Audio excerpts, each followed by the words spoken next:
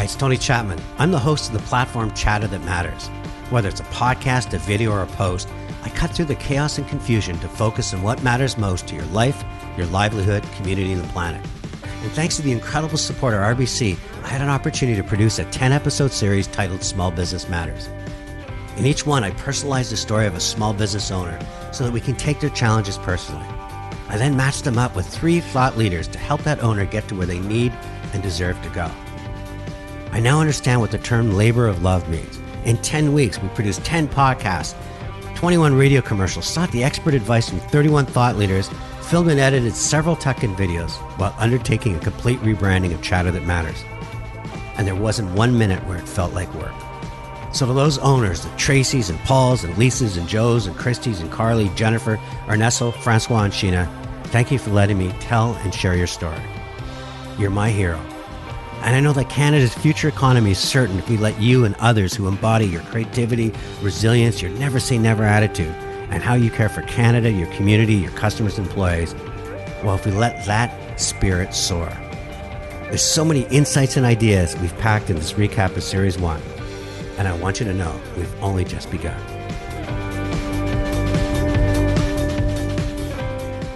In our first episode, we meet up with Tracy Sheppard. I did some background research on her. She's a well-respected and liked and highly successful executive. But she was willing to trade it all away to follow her passion in health and wellness. One day, the idea of mobile meditation popped into my brain. And I kept thinking, how could I create an experience that was accessible, convenient, and easy to bring to people to improve their own health and wellness on a regular basis? Tracy's idea is to create a mobile meditation studio, but with rock star flair. She test drives the idea with 2 of Canada's leading organizations. She gets a resounding thumbs up, and then she goes all in. She pours her savings into acquiring and modifying an Airstream trailer. To that I say, all right. She builds out her content and her website. She's going to drive this Airstream to companies everywhere. MLSE even invites her to bring it into Jurassic Park. And just as she starts the key, COVID hits. And the wheels fall off any hope of getting people inside a trailer to meditate. Does Tracy throw in the towel? I shifted gears with my digital marketing company, 44 North, and I asked them to launch a section of our guided meditations and with instructions on how to, making it simple and easy for people who have never done it before. And what I love about Tracy, she then turns her business inside out. She still brings out the Airstream to frontline healthcare workers, and they sit in front of it and find that sort of meditation experience that those frontline people deserved. And Tracy's idea of turning her business inside out and bringing it to frontline health workers, well, it garners national news attention. The Providence Healthcare Foundation, in conjunction with Meditation Works, arranged for physically distant meditation sessions for staff, offering 10 to 15-minute socially distanced meditations in the middle of the workday.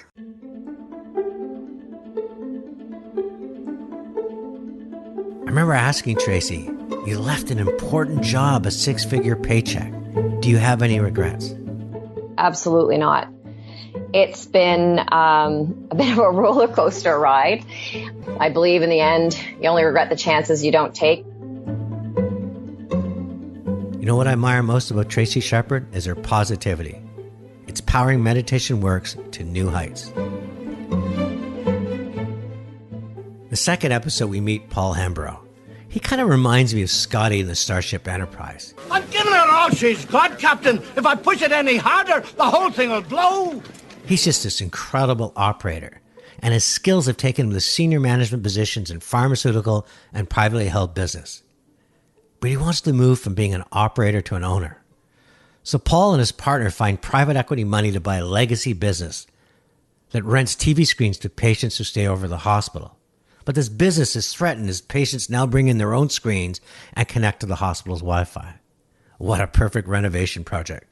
Health Hub Solutions is born, and Paul wants to put the future of healthcare in the patient's hand, make him at the hub of everything that happens around him. It was an equipment company. Now we're a digital healthcare company. So immediately we had to hire new staff, new personnel. We had to change the culture. It had to be one that was rooted in healthcare. The problem is that COVID hits and no one has time for the future. Everyone's just trying to survive the day. And Paul and his partner are quickly running out of time and cash. So I asked Paul, through all of this, what kept you going? We know at the end there will be a rainbow in the sense that hospitals will have a new vision to what a connected patient means and means to healthcare. It's just that we have to be able to manage through this time, and whether it's a month, 2 months, 3 months. Here's a classic entrepreneurial move. Most would be playing defense, but Paul sees an opportunity and leaps at it. He says with COVID, patients are put into isolation. Why not turn their television sets into two-way communication centers so patients can connect and talk with their families? What I love about Paul is his determination. Destiny is often in the hands of the people most determined to realize it.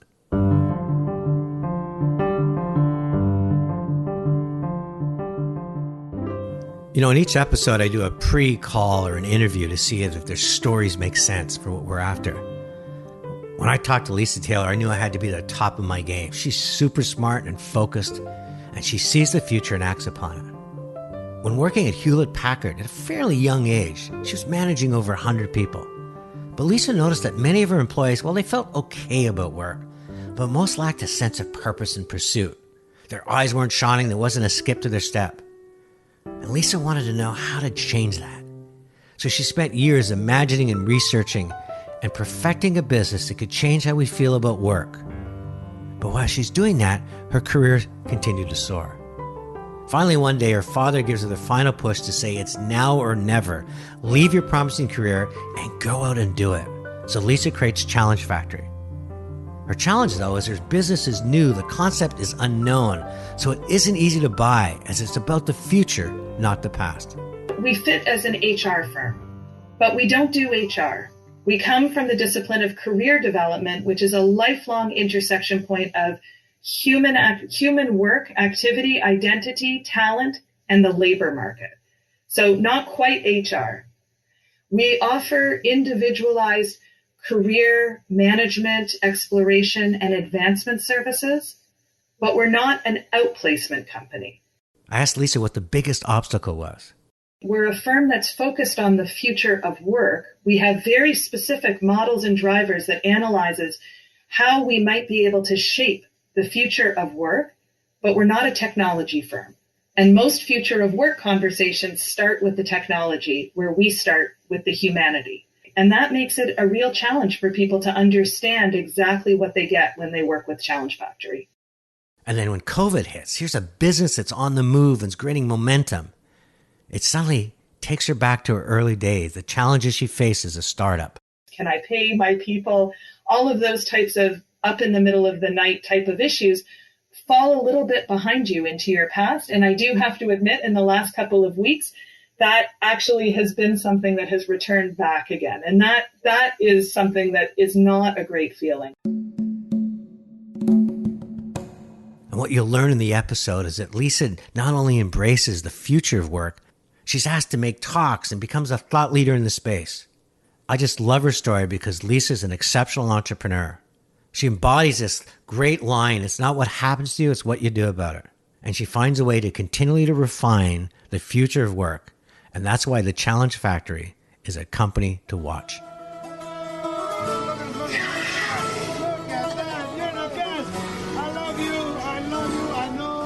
In episode 4, we go to Newfoundland. We meet up with Joe O'Brien. I had dozens of people comment on how much they wanted to give Joe O'Brien a big bear hug after listening to his episode. He is the most human being and in the most positive and purest manner. Joe grew up in a little fishing village in Newfoundland. It's all his family knew. It's all previous generations did. One day, his uncle sat down with him and said, "Joe, we're running out of cod. You're going to have to find a new way to make a living." And our parents were telling us that the future didn't look bright in the fishery and that we probably should change our way of life. So what does Joe do with his brother? They borrow one of the fishing boats and use it to transport biologists to see seabirds. Joe then realizes that taking people out in a boat is a rewarding way to make a living, and he shifts biologists to tourists, knowing that just outside their door on this beautiful ocean, there's whales to watch and puffins to see, and all of what makes Newfoundlanders so special to experience. And over the next decades, Joe and his brother build a fleet of 3 boats. They open 2 restaurants, gift shops, and shuttle buses. But then COVID hits, and there's not a passenger in sight to get on his boats. Can he keep them afloat? Our hopes are that eventually people will want to come back and see Newfoundland and Labrador, and that will be still open for business. You know, since the episode aired, Joe's business has been featured on CBC, and he's just merged with his competitor, knowing that in this world, there are strengths in numbers. Joe, you get an R for resilience.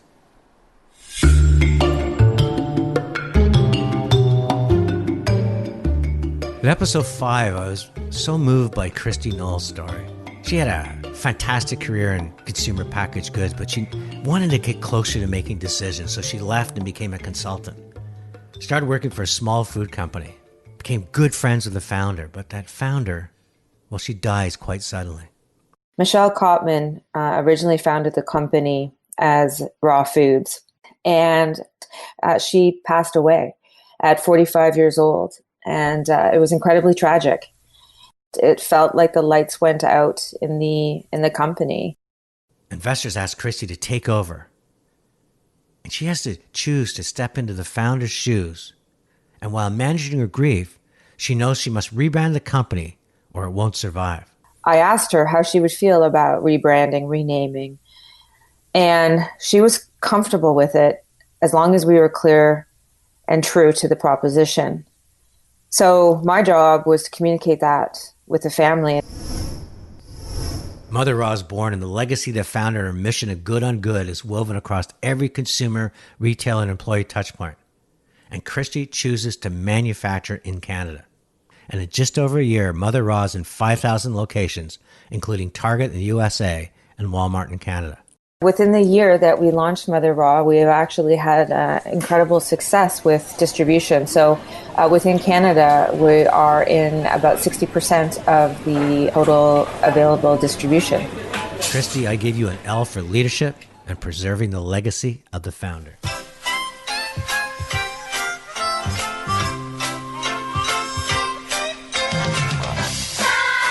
In my previous life as a host, I've been very involved with Tech Manitoba and their incredible Disrupted conference.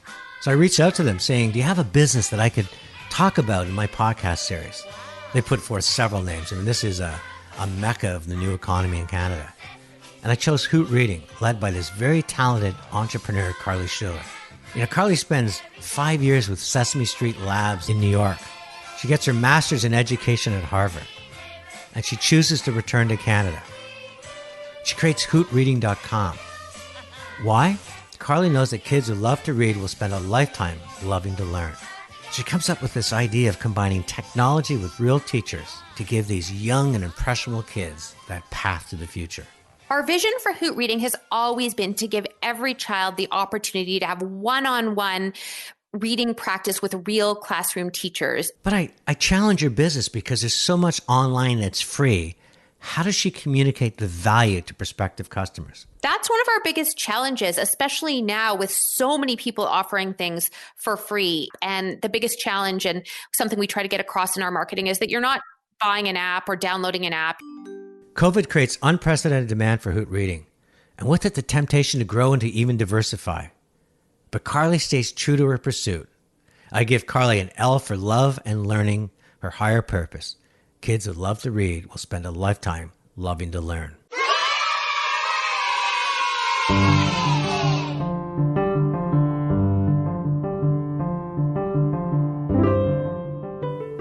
In episode 7, we meet up with Jennifer Menard. She heads into 2020 and her stars are shining bright in both her life and her happiness. She's about to get married. Her business is delivering record results. She's expanding into the States and the Caribbean. Did I mention, though, she's in the business of staffing events? COVID shuts down the door on her entire business. Now we're on our own. I mean, we've been having a great time staffing events across the city first, and then we started expanding across Canada in the major cities. Things were rocking and rolling prior to COVID-19. You know, when doing this series, I found that much of what makes a great entrepreneur happens in their childhood, sometimes positive and other times negative. Jennifer openly shares her story about growing up in a broken home. My parents were divorced when I was 7. My mother was a registered nurse and ended up with a man who abused her. He was bipolar and almost killed her several times. Therefore, I ended up in a pretty chaotic environment filled with alcoholism, traumatic experiences, people who were lost, essentially. So I spent a big part of my childhood trying to save my mother while trying to save myself at the same time. And of course, I wandered down several dark paths myself. Jennifer has resilience baked in her soul. She survived her past, but can she survive COVID? Overnight, she shifts from staffing events to staffing frontline healthcare. We pivoted very quickly to staffing essential services. Luckily, our experience and business model allows us to staff any industry we want. Jennifer, there's 3 kinds of companies: those that make things happen, those that watch what happens, and those that wonder what happened. You're one that will always make things happen.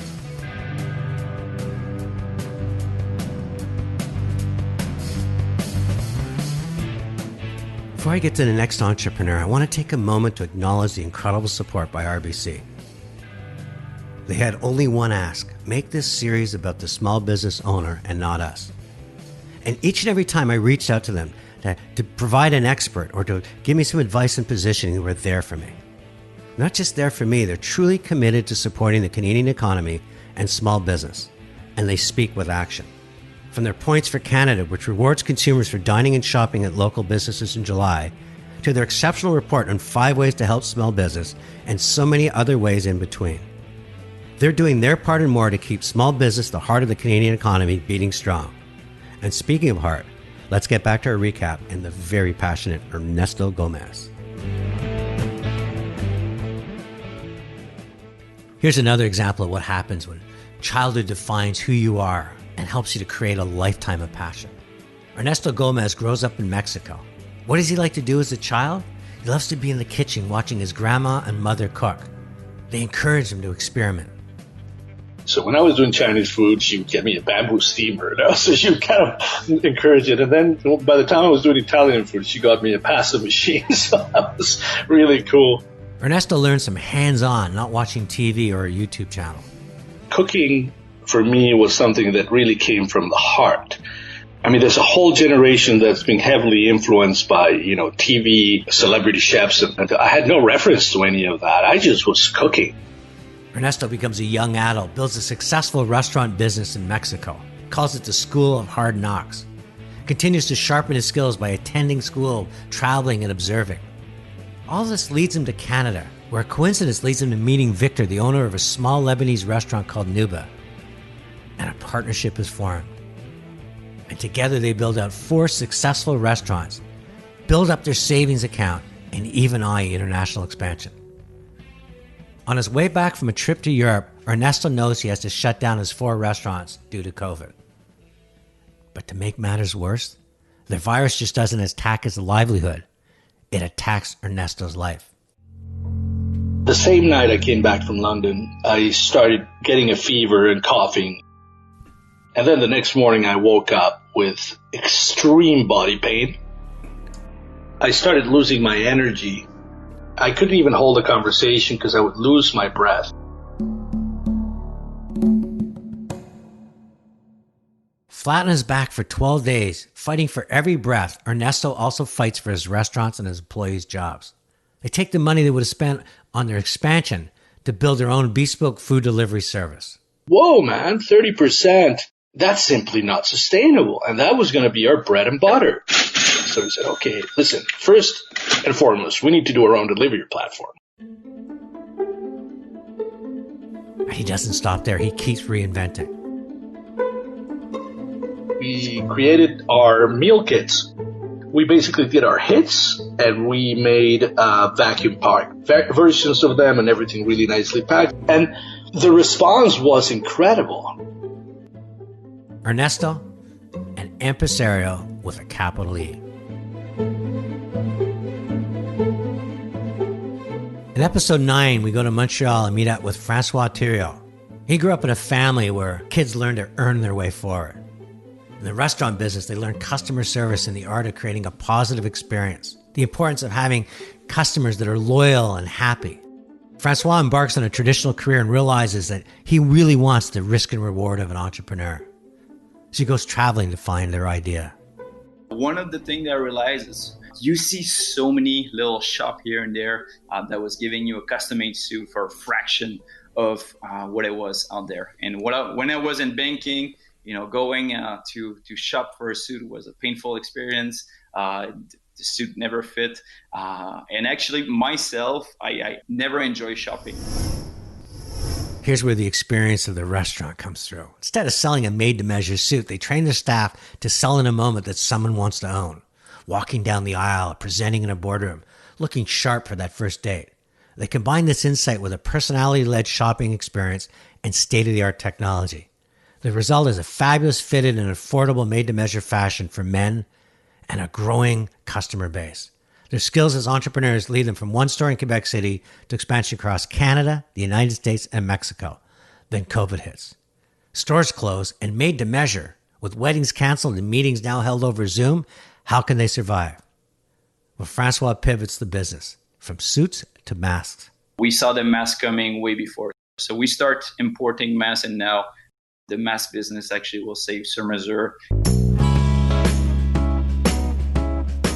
And today, they're changing up their merchandise, moving more of their business online, and continuing to know that it's the moment, not the merchandise, that'll define who they are. Francois, I give you O for opportunistic.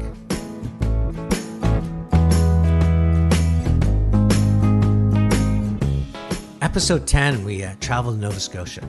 Another classic tale of someone not happy with their full-time job and wanting to be an entrepreneur. On the weekends, Sheena starts selling her granola bars made with local ingredients and local production at farmer markets. They become a hit. We built up a really strong following here on the East Coast in those early days. So from the farmers market into independent health food stores, cafes, that bridge into mass grocery happened in 2016 for us when we started selling our real food bars into Sobeys Atlantic. What I loved about Sheena, she's a higher purpose than just profit. She supports local farmers. She employs people who have barriers to the mainstream workforce, and she makes them part of her culture and company. We were connected with this incredible social enterprise here in Nova Scotia called the Flower Cart Group, and it's an organization that employs folks with barriers to the mainstream workforce in this baking program. So I went down and trained their little team on how to make our real food bars. COVID hits, the government deems her workforce to be high risk and puts them into immediate isolation. Sheena is faced with no workers and a ton of orders to fill. And what does she do? What any great entrepreneur would. She gets at it. My husband and I were traveling down and baking bars ourselves, and our employee Christine, who as our director of sales, she was traveling down and doing packaging, and it was just crazy. If that isn't enough to earn your admiration, Sheena is also a certified B Corp to reflect a new kind of business that balances purpose and profit. They're legally required to consider the impact of the decisions on their workers, customers, suppliers, community, and the environment. Sheena is part of a community of leaders driving a global movement of people using business as a force for good. Sheena, I give you a standing ovation for getting it done and a job well done.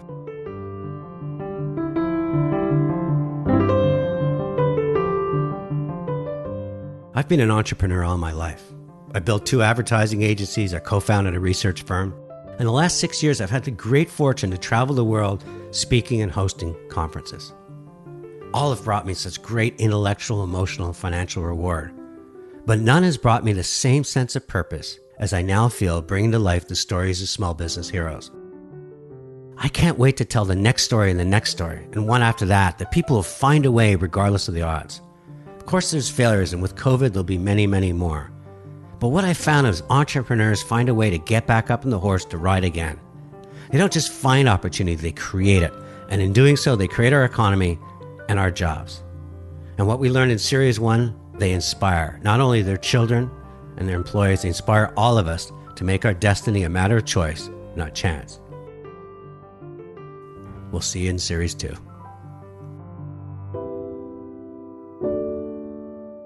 To find details on how RBC supports its business clients, visit rbc.com/business.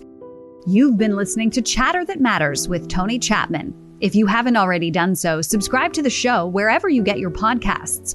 You can connect with Tony on Twitter @TonyChapman, through LinkedIn @TonyChapmanReactions, or visit his website, TonyChapmanReactions.com. Chatter That Matters is produced by Tony Chapman Reactions and Eye Contact Productions.